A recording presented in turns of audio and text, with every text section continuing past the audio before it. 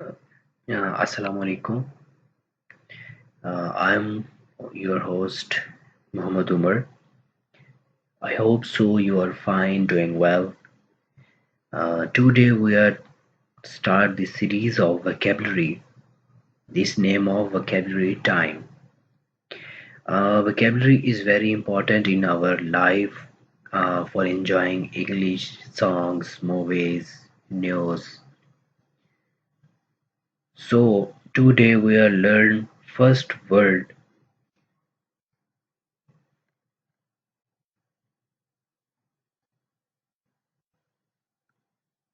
is slump. Slump mean in English sit, lean or fall heavily and limply. So slump as a use word in verb.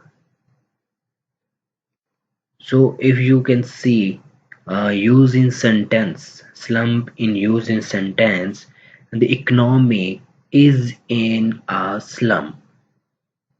Mean if we can discuss the about economy and one day very down in economy rate, then we can call the slump.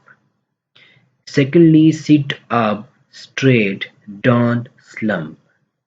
When we are sit suddenly, then if we are not see on the sit but we are try to sit, then we are we are conduct the slump.